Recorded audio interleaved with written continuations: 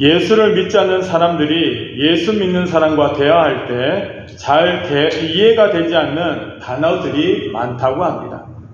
믿지 않는 사람들이 사용하지 않는 단어들을 교회 안에서 사용하는 단어들이 많다라는 겁니다. 그게 바로 기독교 용어다라고 말할 수 있습니다.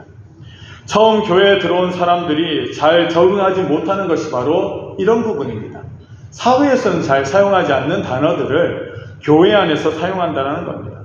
대표적인 게 뭡니까? 구속, 은혜, 속죄, 공의, 영생, 이 은혜, 그리고 하나님 아버지, 형제, 자매, 이러한 단어들은 여러분 우리가 세상에서는 잘 사용하지 않는 단어입니다. 교회 안에서 이러한 단어들이 많이 사용되고 믿는 사람들만이 이런 단어의 의미를 알 수 있다라고 말할 수 있습니다.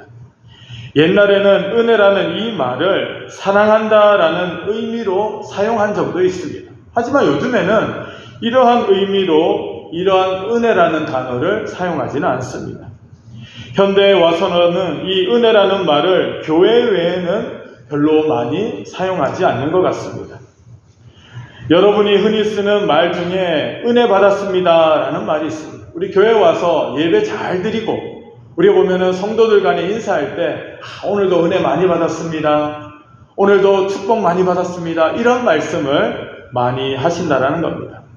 그런데 여러분 한번 질문하고 싶습니다. 여러분 은혜가 무엇입니까? 은혜에 대한 정확한 정의를 여러분들은 알고 사용하고 계십니까? 여러분 뭘 받았다라고 여러분 생각하고 계시냐라고 묻고 싶습니다. 은혜를 받았다라는 말은 어떤 상태를 두고 하는 말입니다.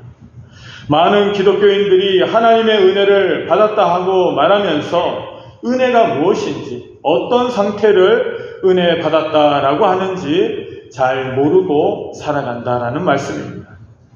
또한 이 은혜가 무엇인지 모르기 때문에 은혜를 받았음에도 불구하고 은혜를 알지 못하는 경우도 많습니다. 내가 분명히 은혜 받은 상태인데 이게 은혜 받은 상태인지 못한 상태인지 모르는 경우도 있다라는 겁니다. 우리는 분명히 정의를 알고 있어야 된다는 거예요. 이 은혜라는 이 단어의 정의와 어떤 상태가 은혜 받은 상태인지를 우리는 알아야만 한다는 겁니다. 그렇다면 우리가 받았고 받아야 할 은혜가 무엇입니까? 은혜를 헛되이 받지 말라고 하셨는데 하나님이 주시는 은혜를 헛되이 받지 않으려면 어떻게 해야만 하겠습니까? 오늘은 우리 본문의 말씀을 통하여서 우리에게 주어지는 은혜의 정의와 우리가 어떻게 하나님의 은혜를 헛되이 받지 않는가 여기에 대해서 함께 말씀을 나누기 원합니다.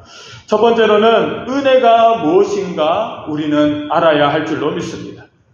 여러분 은혜라고 하는 이 단어는 헬라어로는 이 카리스라는 단어입니다. 카리스라는 단어가 이 헬라어로 은혜라는 단어입니다. 이것은 하나님의 무조건적이고 자의적인 사랑을 말한다라고 정의합니다. 쉽게 말해서 사랑을 받을 대상이 자격이나 가치가 없음에도 그냥 주어지는 사랑, 그것이 바로 은혜라는 겁니다. 은혜는 누구에게부터 오는 것이 은혜입니까? 하나님으로부터 오는 게 은혜라는 겁니다. 여러분 사람이 주는 은혜는 그것은 오래가지 못한다는 거예요. 그 은혜는 변질될 수밖에 없습니다. 하지만은 하나님이 우리에게 주시는 은혜는 다르다라는 겁니다. 그 은혜는 그 대상의 자격이나 가치가 중요한 것이 아니다라고 말합니다. 여러분 사람이 베푸는 은혜는 가치가 있는 사람에게 주어지는 것이라는 겁니다. 여러분 한번 생각해 보시길 바랍니다. 뭔가 예쁜 구석이 있어야지 은혜를 베풀 만한 그런 마음이 생겨나지 않겠습니까?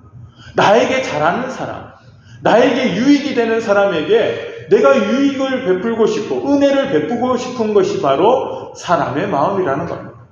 하지만 하나님께서 베푸시는 은혜는 무엇입니까? 사랑받을 대상이 자격도 없고 가치가 없어도 베풀어 주시는 사랑, 이것이 바로 하나님의 은혜다라고 말할 수 있습니다. 여러분 성경에는 은혜라는 단어가 또 다른 단어가 있습니다. 혜미라는 단어도 있는데 이 단어 또한 은혜, 호의, 선이라는 뜻을 가지고 있습니다. 또 헤세드라는 단어가 있습니다. 헤세드라는 단어 많이 들어보셨죠? 헤세드라는 단어도 은혜라는 그러한 의미를 포함하고 있다는 겁니다. 그 은혜를 이미 저와 여러분이 수없이 많이 받으셨습니다. 여러분 이 자리에 예배드릴 수 있는 것 자체가 은혜 받은 사람의 증거다라고 말할 수 있습니다. 여러분 아무나 예배드릴 수 없습니다. 아무나 하나님을 나의 아버지로 고백할 수 없습니다. 예수 그리스도를 나의 구주로 고백할 수 없다라는 겁니다. 누구가 그러한 고백을 할 수 있습니까? 은혜 받은 사람. 은혜 받은 사람만이 그러한 고백을 할 수 있다라는 것입니다. 죄 가운데 있어 멸망할 수밖에 없는 우리를 위해서 예수님을 보내주신 것도 은혜고, 그를 믿음으로 우리에게 구원을 베풀어 주신 것도 또한 은혜라는 사실입니다. 하나님께서 우리에게 오늘도 은혜를 베풀어 주시고 그 은혜는 영원할 것이다 라고 약속해 주고 계신다는 겁니다. 이 은혜는 찾아오는 자를 향해 주어지는 사랑이 아니고 하나님이 직접 찾아와서 베풀어 주시는 사랑이 바로 이 은혜다라는 겁니다. 세상의 종교는 사람이 찾아갑니다. 내가 복을 받기 위해서 세상의 종교는 그 대상을 찾아가는 것이 세상의 종교라는 겁니다. 그래서 사람들은 절을 찾아갑니다. 아니면 신당을 찾아갑니다. 이 자기들이 믿고 있는 신을 찾아간다는 겁니다. 그리고 그 신에게 열심히 이 정성을 드리고, 또한 보면은 정성을 드림을 통하여서 내가 얻고 싶은 것을 받아내는 것이 바로 세상의 종교라는 것입니다. 하지만 우리가 믿고 있는 이 신앙은 다르다는 겁니다. 신앙과 종교는 완전히 다르다는 겁니다. 여러분, 신앙은 무엇입니까? 하나님이 우리를 찾아오셨다는 겁니다. 우리는 하나님을 찾아간 적이 없습니다. 하나님을 찾아간 적도 없는 우리들에게 하나님이 찾아오셨다는 겁니다. 사람들을 통하여서, 때로는 부모님을 통하여서, 아니면 이웃의 친구들을 통하여서 그 하나님이 우리를 찾아오셨습니다. 그리고 그분이 우리에게 말씀하여 주셨다는 겁니다. 은혜를 베풀어 주셨습니다. 사랑을 베풀어 주셨습니다. 이것이 바로 세상 종교와 우리가 믿고 있는 신앙의 차이점이다 라고 말할 수 있습니다. 예수님은 그 은혜를 우리가 누리도록 당신을 십자가 위에서 버리셨습니다. 우리 자격 없는 우리들이 하나님의 은혜를 받게 하시려고 예수님께서는 십자가에서 자기의 생명을 버리셨다라는 겁니다. 그 사랑을 느꼈을 때 우리는 소위 은혜 받았다라고 우리는 말한다는 겁니다. 날 위해서 죽으신 예수 그리스도, 그 은혜와 그 사랑에 감격하여서 하나님 감사합니다, 예수님 감사합니다, 예수님 사랑합니다, 이런 고백이 터져나올 때 우리는 그 상태가 바로 은혜 받은 상태다라고 말한다라는 것입니다. 그 사랑을 깨닫고 그 사랑에 감동을 받은 것이 은혜요, 결국 우리의 삶이 잘못되었기에 변화되어야 하겠다라는 것을 느낄 때도 또한 은혜 받았다라고 말할 수 있습니다. 전에는 내가 아무런 감정도 없이, 내가 서스럼 없이 범했던 그 죄악들이 내가 예수를 믿고 나서는 그것이 정말 끔찍하게 여겨지고 다시는 내가 범죄를 저지르지 않으리라, 내가 정말 하나님 앞에 다시는 범죄하지 않으리라, 이러한 마음이 생겨나는 것, 이것이 은혜 받은 사람들의 증거라는 것입니다. 여러분, 세상 사람들은 지금도 자신들이 죄를 범하고 살아가는지 모릅니다. 자기들은 자기가 하고 싶은 대로 자기의 욕망에 이끌려서 살아가는 것을 결코 죄라고 생각하지 않습니다. 하나님을 모르고 예수님을 모르고 살아가는 것을 죄라고 여기지 않습니다. 하지만 성경에는 뭐라고 말씀하십니까? 하나님을 모르는 것이 죄예요, 예수 그리스도를 믿지 않는 것이 죄라고 말씀하고 계신다는 겁니다. 여러분, 우리들은 어떻습니까? 우리는 하나님을 알고 예수 그리스도를 나의 구주로 고백하는 자들이라는 겁니다. 여러분, 이것이 바로 은혜 받았다라는 증거라는 거예요. 그래서 이전에 내가 짓던 죄악들을 내가 예수를 믿고 그것을 끊어내버렸다면 그것이 바로 은혜 받은 증거다라고 말할 수가 있다는 겁니다. 하나님께로 더욱더 가까이 나가는 것, 예배가 즐겁고 찬양 드리는 것이 즐겁고 말씀 듣는 것이 즐거운 것, 이것이 바로 은혜 받은 증거다라고 말할 수 있습니다. 죄를 회개하고 돌이키는 것, 이것이 바로 은혜 받은 표시다라고 성경은 말씀하십니다. 은혜를 받았다라는 것은 기쁘다, 감동되었다, 찔렸다, 감격하였다, 깨달았다, 이러한 상태를 우리는 은혜 받았다라고 말할 수 있다라는 것입니다. 여러분, 그래서 정의를 한번 내려보기를 원합니다. 여러분, 은혜가 무엇입니까? 은혜라고 하는 것은 값없이 일방적으로 베풀어 주시는 하나님의 사랑을 은혜다라고 말한다라는 것입니다. 은혜를 받았다라는 것은 무엇입니까? 하나님의 사랑을 느끼고 감동되어서 변화하기 시작되는 상태. 이전의 나의 삶과 오늘 내가 은혜 받은 나의 삶의 변화가 일어나는 것, 이것이 바로 은혜를 받았다라는 것이라는 겁니다. 은혜는 내가 얻는 것이 아니라 하나님이 예수님을 통해서 우리에게 주시는 선물이다라고 말씀하고 계십니다. 여러분, 하나님 편에 볼 때는 우리는 가치 없는 존재예요. 우리는 죄가 많고 우리는 부족하고 연약한 존재예요. 우리는 자격 없고 가치 없는 존재인데 하나님께서는 이러한 우리들에게 무엇을 주셨습니까? 예수 그리스도를 통하여서 구원의 은혜를 선물해 주셨다는 겁니다. 여러분, 이 선물이 얼마나 큰지 모릅니다. 여러분, 세상에 우리가 받아봤던 그 아무리 좋은 선물이라 할지라도 하나님이 우리에게 베풀어 주시는 구원의 은혜만큼 우리에게 좋은 선물은 없는 줄로 믿습니다. 사랑하는 성도 여러분, 오늘 여러분들은 세상에서 가장 좋은 선물을 받았다는 것을 여러분들은 기억하시길 바랍니다. 그것이 바로 우리에게 주어진 값없는 자에게 주는 은혜, 자격 없는 자에게 주시는 하나님의 사랑이 바로 은혜라는 사실을 여러분들은 믿으시길 바랍니다. 두 번째로, 은혜의 특징은 무엇입니까? 은혜의 특징은 바로 하나님의 주권이다라고 말할 수 있습니다. 은혜는 전적으로 하나님의 주권에 달려있고 하나님의 사랑을 통해서 주어지는 것이 바로 은혜라는 것입니다.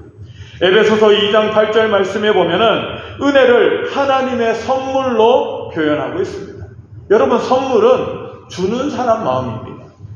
내가 선물을 받고 싶어도 여러분 아무에게 선물 좀 주세요라고 해도 선물을 받을 수 없습니다. 선물은 주는 사람이 주고 싶을 때 받을 수 있는 것이 선물이라는 겁니다. 여러분, 구원의 선물, 이 은혜라는 선물은 하나님이 우리에게 베풀어 주신 선물이다라고 말씀하십니다. 요한복음 1장 17절 말씀에 보면 율법은 모세로 말미암아 주어진 것이요 은혜와 진리는 예수 그리스도로 말미암아 온 것이니라 라고 말씀하고 계십니다. 여러분, 은혜가 우리 가운데 어떻게 오게 되었습니까? 바로 예수님이 인간의 몸을 입고 이 땅에 오심을 통하여서 이 땅의 은혜와 진리가 이 땅에 오게 되었다라고 성경은 말씀하십니다. 예수님이 오기 이전에 우리에게 주어졌던 율법이라는 것은 우리의 죄를 깨닫게 하는 것입니다. 그리고 그 죄가 무엇인지 분별할 수 있게 하는 것이 바로 율법이라는 겁니다. 율법으로는 구원받을 수 없습니다. 왜냐하면 온전히 율법을 지킬 수 있는 사람이 단 한 사람도 없기 때문에 모든 사람은 율법을 어겼고 또한 그 율법을 완성할 수 있는 사람은 아무도 없었다는 겁니다. 하지만 예수 그리스도께서 이 땅에 오심을 통하여서 그 율법은 완성되었습니다. 또한 그 율법이 완성되고 우리에게 은혜와 진리이신 예수 그리스도를 통하여서 구원의 문이 활짝 열리게 되었다라고 성경은 말씀하십니다. 이것이 바로 하나님의 은혜다라고 말할 수가 있습니다. 두 번째로는 은혜의 두 종류에 대해서 말할 수 있습니다. 은혜는 두 가지 종류가 있습니다. 특별 은혜와 일반 은혜로 구별될 수가 있다는 겁니다. 여러분, 이 지구상에 살고 있는 모든 사람들은 오늘도 하나님의 은혜를 받고 살아가고 있습니다. 그것을 성경에서는 일반 은총이라고 말합니다. 여러분, 사람들이 오늘을 살아가기 위해서 필요한 것들, 태양빛이 필요하고 공기가 필요하고 물이 필요합니다. 이 우리의 좋은 환경들이 필요합니다. 이 모든 것들은 하나님께서 사람이라면 구별하지 않고 주어지는 하나님의 은혜다라고 말할 수 있습니다. 이것이 바로 일반 은총이라는 겁니다. 여러분, 은혜라는 것이 믿는 사람에게만 주어지는 것이 아니라 믿지 않는 사람에게도 주어지는 것이 바로 하나님의 은혜라는 것입니다. 그것이 바로 일반 은총이다라고 말할 수 있습니다. 또 한 가지 은혜가 있는데, 은총이 있는데, 그것은 바로 특별 은총이라고 말할 수 있습니다. 그것은 바로 믿는 자에게만 주어지는 은혜. 이것을 특별 은총이라는 겁니다. 여러분, 내가 예수를 믿고 예수를 나의 구주로 고백할 수 있는 것, 성령을 체험하는 일들, 내가 거듭난 자로서 이 땅에서 믿는 자로 살아가는 이 모든 것들, 이것은 바로 특별 은총에 들어간다는 겁니다. 여러분, 이것은 아무나 받을 수 있는 것이 아닙니다. 하나님의 택하신 백성만이 이 은총을 받을 수 있다는 겁니다. 예수 그리스도를 나의 구주로 고백하고 그 예수 그리스도를 나의 모범으로 삼고 그 뒤를 따라가는 삶을 살아가는 것은 여러분, 일반 사람들이 살아갈 수 있는 방법이 아니라는 거예요. 특별한 은혜를 받은 사람만이 그렇게 살아갈 수 있다는 겁니다. 여러분, 예수를 믿는다고 이야기하면서도 많은 사람들이 예수를 떠난 사람들이 많습니다. 예수를 믿는다고 열심히 헌신하고 봉사하고 예배하던 자들이 어느 순간에 예수를 떠나는 사람들도 있다는 겁니다. 여러분, 그것은 어떻게 보면은 종교 생활을 하는 사람들일 수밖에 없습니다. 왜냐하면은 특별한 은혜를 받은 사람들, 하나님의 특별한 은총을 받은 사람들은 떠나고 싶어도 떠나지 못한다는 거예요. 내가 예수 이제 그만 먹고 싶다, 이런 마음이 생겨도 하나님께서 그 사람을 놓아주지 않는다는 겁니다. 하나님께서는 그 사람을 끝까지 저 천국으로 인도해 주실 것을 성경은 약속하고 있기 때문이라는 겁니다. 여러분, 내가 좌절하는 일이 있고 낙심하는 일이 있어도 내가 결코 예수를 포기하지 않고 내가 결코 믿음을 포기하지 않는 것은 내가 하나님 앞에서 특별한 은총을 받은 사람이기 때문이라는 겁니다. 그래서 우리가 예수를 떠나지 않는 거지. 여러분, 얼마나 많은 사람들이 믿다가 낙심한지 모릅니다. 평생을 예수 믿다가 죽는 그 순간, 인정하는 그 순간에 예수를 부인하는 사람도 있습니다. 여러분, 우리는 항상 깨어 있어야 할 줄 알고 있습니다. 내가 끝까지 믿음을 지키고 하나님 앞에 서는 그 순간까지 이 은혜를 지키는 그런 믿음의 성도가 되기를 우리는 오늘도 기도해야 할 줄로 믿습니다. 이것이 바로 하나님이 주시는 은혜의 두 가지 종류다라고 말할 수 있습니다. 또한 이 은혜는 불가항력적인 은혜다라고 말하고 있습니다. 여러분, 은혜를 받는 사람은 그 은혜를 거부할 수가 없다라고 성경은 말씀하십니다. 하나님께서 은혜를 베푸시는 대상이 되는 그 사람에게 하나님께서는 분명히 은혜를 내려주시라는 거예요. 내가 그 은혜를 거부한다 할지라도 여러분, 거부할 수 있는 방법이 없습니다. 아무리 도망을 다닌다 할지라도 언젠가는 하나님 앞에 잡혀올 수밖에 없다는 것. 하나님께서는 어떠한 방법을 통해서라도 하나님께서 작정하신 그 사람에게는 불가항력적인 은혜를 베풀어 주신다는 것. 여러분, 얼마나 감사합니까? 우리처럼 얼마나 뺀질뺀질하고 여러분, 얼마나 보면은 이 미꾸라지처럼 빠져나가기 잘하는 우리는 조금만 어려움 당하면은 신앙의 자리에서 벗어나려고 합니다.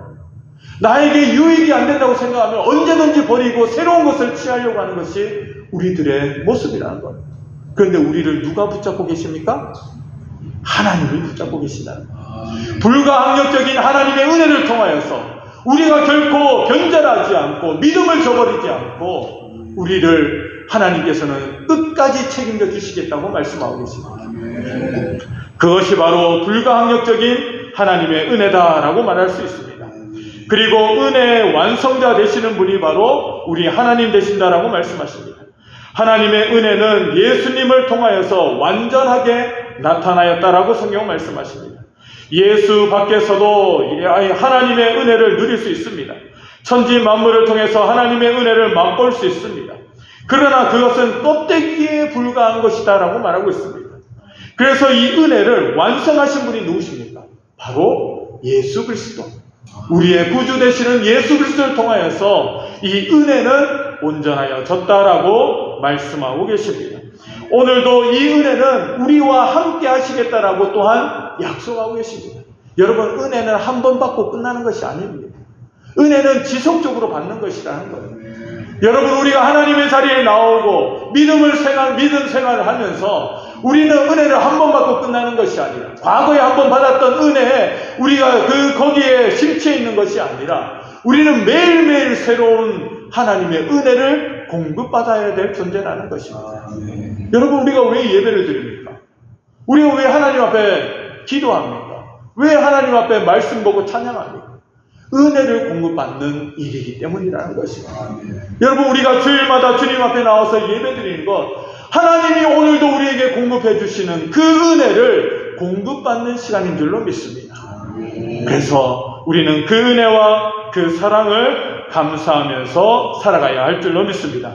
그렇다면 은혜 베풀 때를 헛되이 받지 않으려면 우리는 어떻게 해야만 하겠습니까?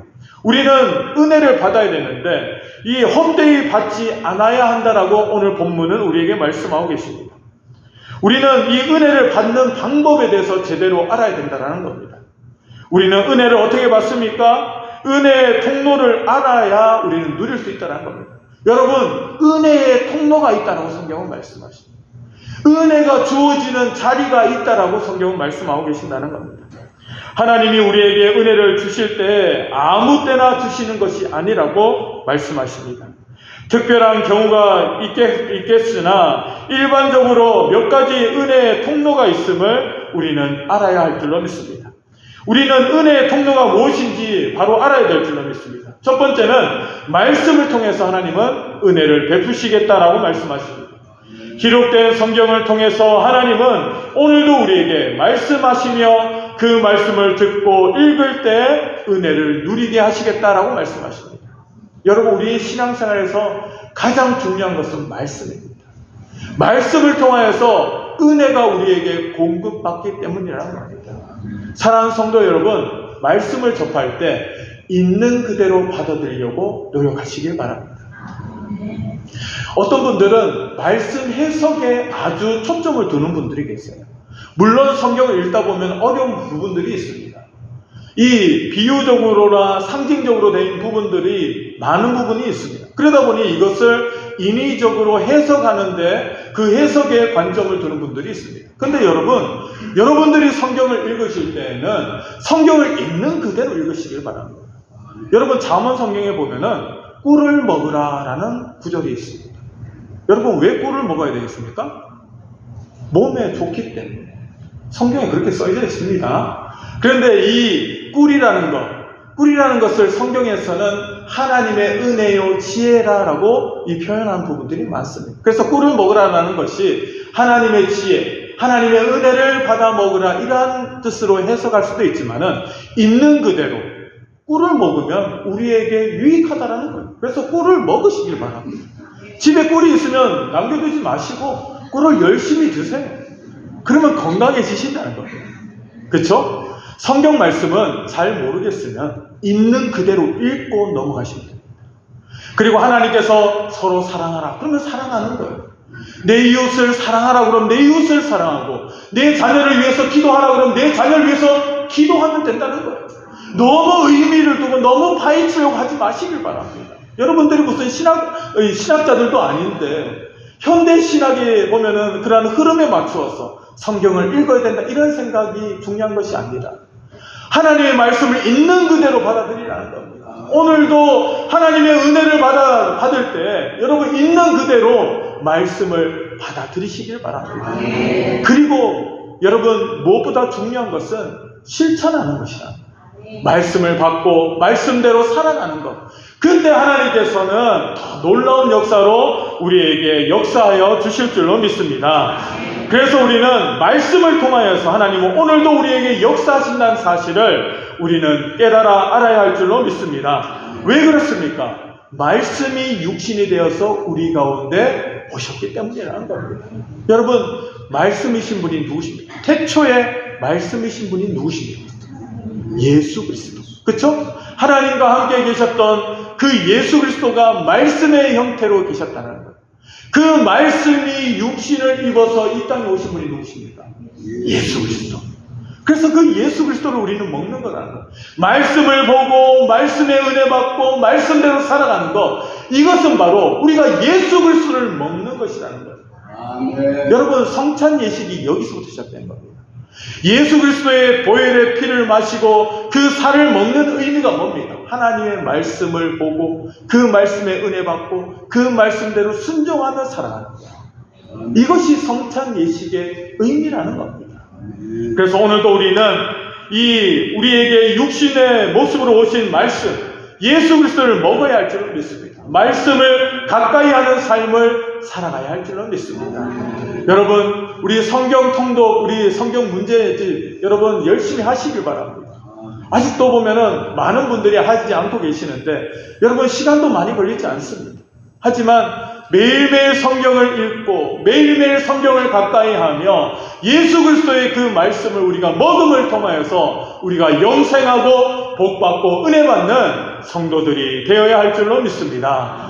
오늘도 우리는 말씀을 통하여서 우리에게 이 은혜가 임한다는 사실을 기억해야 할 줄로 믿습니다.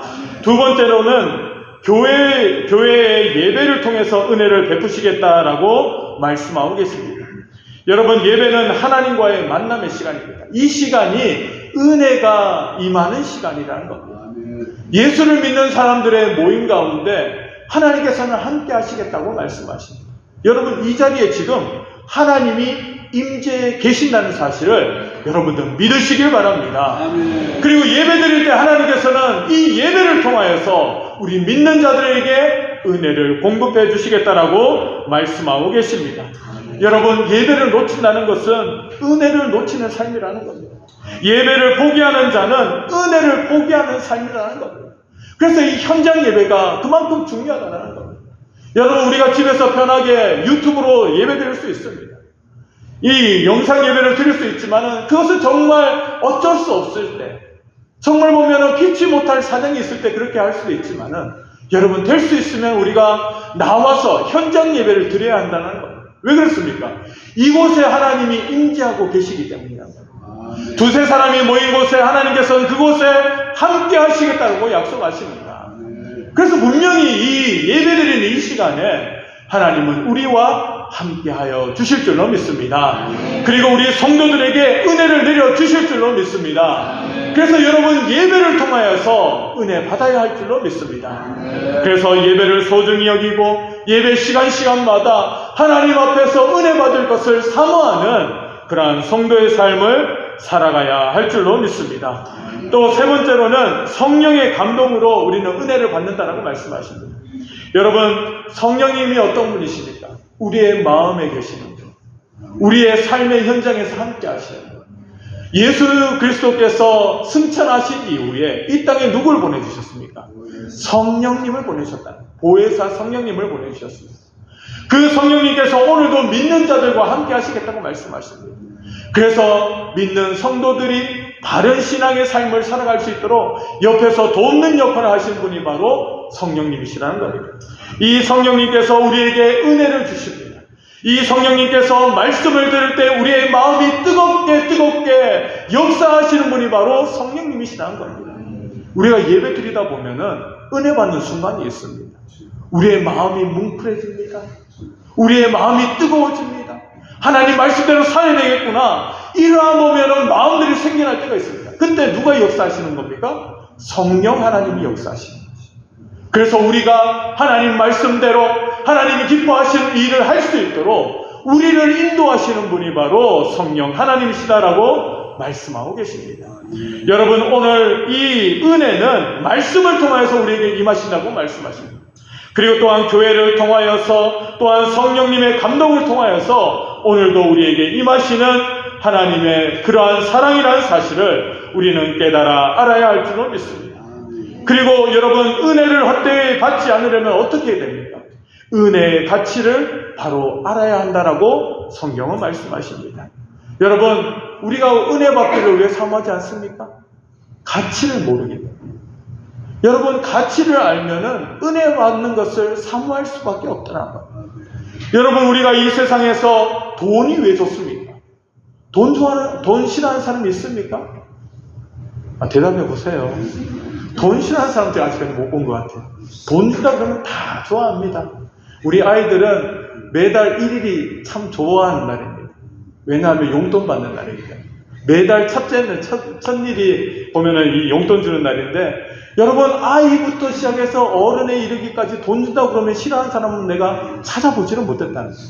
여러분 왜 그렇습니까? 돈의 가치를 알고 있다는 거예요. 그 조그만 아이들도 여러분 1,000원짜리 줄 때와 10,000원짜리 줄 때가 이 보면은 이 체감하는 게 다릅니다. 50,000원짜리 주면 더 좋아합니다. 왜 그렇습니까? 돈의 가치를 알기 때문이라는 거예요.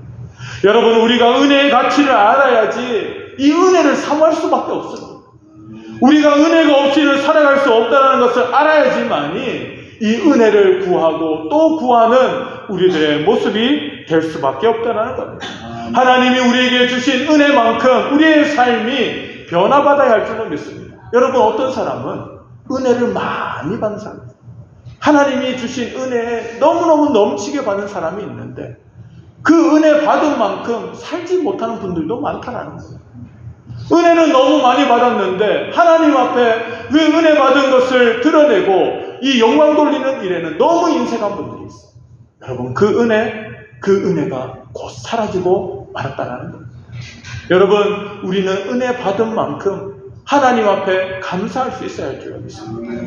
우리가 이 세상에서 무엇보다도 감사하는 것은 나 같은 사람을 하나님께서 선택해 주시고 나 같은 사람을 구원해 주셔서 저 천국으로 나를 인도해 주시는 하나님의 은혜, 이것보다 여러분 더 큰 은혜가 무엇이 있겠습니까? 우리는 그 은혜에 먼저 감사할 수 있어야 됩니다. 날 구원해 주신 그 은혜에 감사하고 내가 예수 믿고 이 땅에서도 믿음을 지키면서 살아갈 수 있는 그 받은 은혜에 감사하는 삶을 살아가야 할 줄로 믿습니다.